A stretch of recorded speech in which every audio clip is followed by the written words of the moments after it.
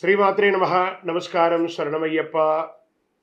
సద్గురు జ్యోతిష ఆలయం డిసెంబర్ నెల గోచార గ్రహస్థితులను దృష్టిలో పెట్టుకొని అన్ని వర్గాల వారిని దృష్టిలో పెట్టుకొని ఈ నెల జాతక పరిశీలన అనేది చెప్తున్నాం. 12 రాసులకి ప్రతి ఒక్కరికి జాతకం అంటే కూడాను నాకు ఎలా ఉంటుంది, ఆరోగ్యం ఎలా ఉంటుంది, వ్యాపారం ఎలా ఉంటుంది, ఉద్యోగం ఎలా ఉంటుంది, నా జీవితం ఎలా ఉంటుంది, నా రాజకీయం ఎలా ఉంటుంది, ఇలాంటి ఒక తాపత్రయంతోనే మనం పరిగెడుతున్నాం. ప్రతి ఒక్కరు గుర్తుపెట్టుకోవాలి, జాతకం అనేది, జ్యోతిష్యం అనేది పడుతున్న వర్షానికి ఒక గొడుగే కానీ జ్యోతిష్యం జీవితం కాదు.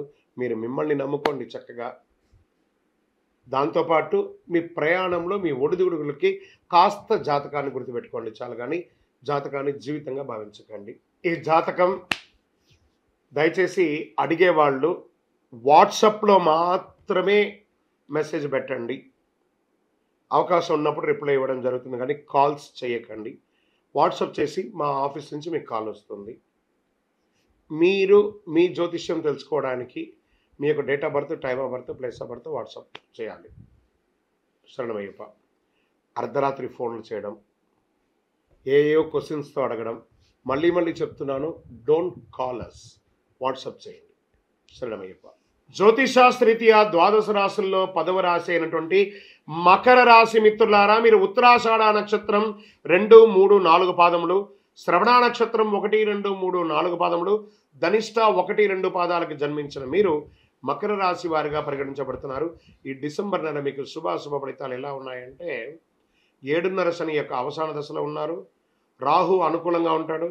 బృహస్పతి 5వ ఇంట్లో, శని 1 మరియు 2వ ఇంట్లో, కేతు 9వ ఇంట్లో, కుజుడు ఈ నెల తిరోగమనంలో ఉంటాడు. 4 మరియు 11 ఇంటికి అధిపతిగా. 9వ ఇంట్లో కేతు. చేపట్టిన పనిలో అవరోధాలు ఉన్నప్పటికీ నిదానంగా పూర్తి చేస్తారు. ఆర్థిక పరిస్థితి మెరుగుపడుతుంది. నూతన వ్యక్తుల పరిచయం సంతోషాన్ని కలిగిస్తుంది. ఆస్తి క్రయ విక్రయాలు సమస్యలు తొలగిపోతాయి.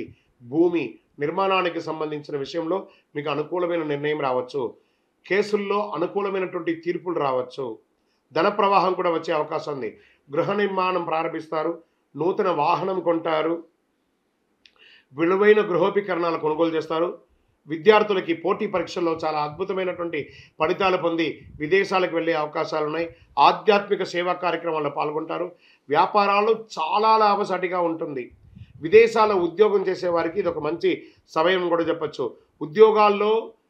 ఉద్యోగం చేసే వారికి పై అధికారుల నుంచి ప్రశంసలు, ప్రభుత్వం నుంచి ప్రశంసలు అన్ని రకాలుగా గొప్పగా ఉంటుంది. చిన్న తరహా పరిశ్రమలు లేదా భారీ పరిశ్రమల వారికి ఇది చాలా బాగుంటుంది.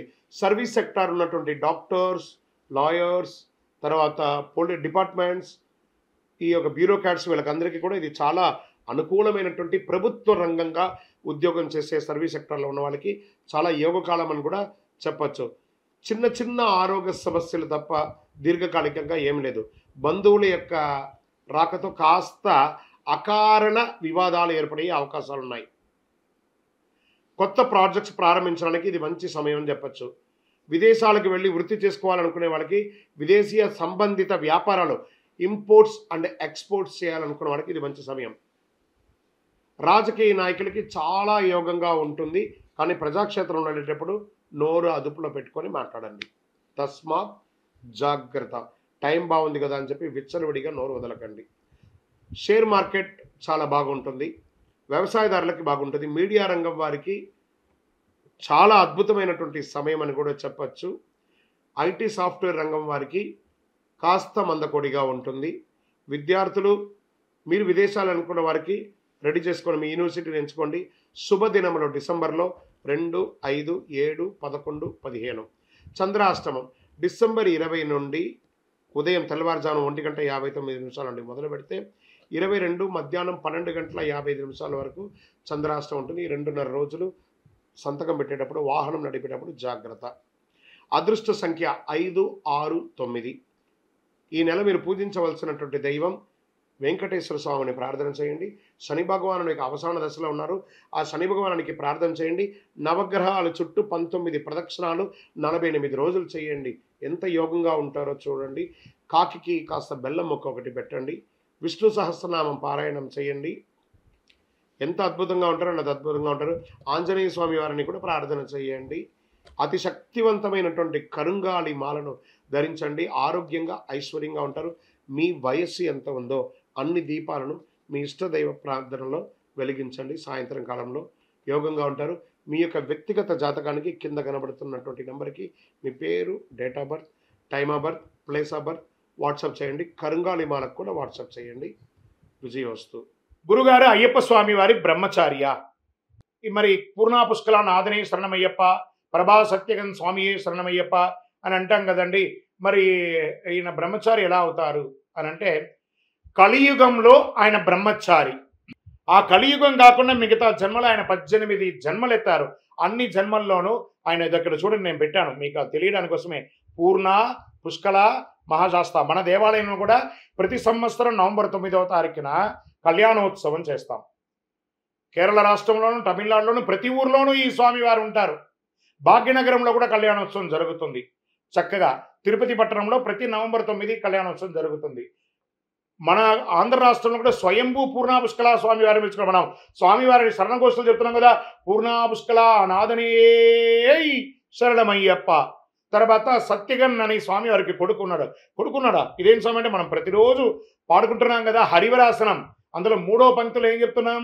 ప్రణయ సత్యకం ప్రాణనాయకం ప్రణద కల్పకం సుప్రభాంచితం. మనం ప్రతిరోజు చెప్పుకుంటున్నాం, మనకు తెలియకుండానే అవన్నీ కూడా చెప్పుకుంటున్నాం.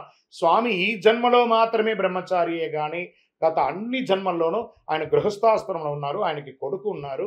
ఆయనకి అన్ని రకాలుగా ఒక్కొక్క అవతారంలో ఒక్కొక్క అమ్మవారు ఆయనకి ఉన్నారు. పూర్ణ, పుష్కల, శ్రీమదన, శ్రీవర్ణిని, ప్రభా, శుభకీర్తి అనే 6 దేవీర్లతోనూ సత్యగన్ అనే ఒక కొడుకుతోనూ స్వామివారు ఉన్నారు. శరణమయ్యప్ప. ఏమండి, అయ్యప్ప స్వామివారి విగ్రహాలు, చిత్రపటాలు ఇంట్లో ఉండొచ్చా అంటే, అయ్యప్ప దుష్ట శక్తి కాదండి. బాగా ఈ ప్రశ్నలోనే ఆన్సర్ ఉంది. మీ ఇంట్లో వెంకటేశ్వర స్వామి వారు ఉన్నారా? ఉన్నారు గురుగారు. మరి ఆయన ఉండొచ్చు అంటే అయ్యప్ప ఉండొచ్చు. మీ ఇంట్లో అమ్మవారు ఉన్నారా? ఉన్నారు గురుగారు. మరి అమ్మవారు ఉండొచ్చు అంటే ఈ అయ్యప్ప ఉండొచ్చు. మీ ఇంట్లో ఆంజనేయ స్వామి వారు ఉన్నారా? ఉన్నారు గురుగారు. ఆయన ఉండొచ్చు అంటే ఈయన కూడా ఉండొచ్చు. ఏ ఇంట్లో కూడా గాలికి అలా వదిలేసాం కదా, అలా బయట పెట్టేసి. దానికంటూ ఇప్పుడు ఈరోజు ప్రతి ఒక్కరూ మన ఇంట్లో దేవుడు రూమ్ అంటూ సపరేట్గా ఉందండి. అంత తక్కువలో ఏం లేదు. సింగిల్ రూమ్లో జీవించే స్థితి ఎప్పుడో మారిపోయింది. ఒకవేళ ఆ సింగిల్ రూమ్లో ఉన్నా కూడా దానికి తెరంతా వేసుకుంటున్నారు. కాబట్టి ఇంట్లో స్వామివారి ఉంటే అనుగ్రహం. 41 రోజులు మీరు వ్రతం ఉండి పూజ చేసి శబరిమలకి వెళ్ళి వచ్చారు కదా, మిగతా 324 రోజులు మిమ్మల్ని కాపాడాలంటే ఆయనకంటూ ఒక స్థానం ఇవ్వాలి కదా. కాబట్టి అయ్యప్ప స్వామి ఇంట్లో ఉంటే చాలా మంచిదే. ఐశ్వర్యదాయకుడు. ఎక్కడ చూసినా నీవే అయ్యప్ప, సర్వాంతర్యామి స్వామి అయ్యప్ప. శరణమయ్యప్ప. అయ్యప్ప స్వామి వారికి తండ్రి ఎవరు, తల్లి ఎవరు? అయ్యప్ప స్వామి వారికి సాక్షాత్ పరమేశ్వరుడు, మహావిష్ణువు అవతారాల్లో ఒకటైనటువంటి మోహిని అవతారంలో ఉన్న మహావిష్ణువు అయినటువంటి మోహిని స్వామివారి యొక్క తల్లిదండ్రులు. మరి స్వామివారిని కలియుగంలో పెంచినటువంటి తల్లిదండ్రులు ఎవరు? స్వామివారిని పందల రాజుగా ఉన్నటువంటి ఆ రాజు పెంచాడు. కాబట్టి ఎలా రాజుకు దొరికాడు? గోరాడవిలో బాలునిగా సర్పము నీడలో తవలింప, వేటకు వచ్చిన బాలునకు రాజునకు పసిబాలునిగా కనిపింప. ఆ రాజు, పందల రాజు వేటకు వెళ్తుండగా పంపా నదీ తీరంలో స్వామివారు ఆ యొక్క సర్పం నీడలో ఉన్నారు. తీసుకువెళ్ళి ఆ భార్యకు ఇచ్చాడు. వాళ్ళకి పిల్లలు లేరు, పెంచుకుందాము శివ ప్రసాదమని. అతని పేరు రాజరాజవర్మ. స్వామివారి యొక్క తండ్రి పేరు రాజశేఖర పాండ్యుడు రాజరాజవర్మ.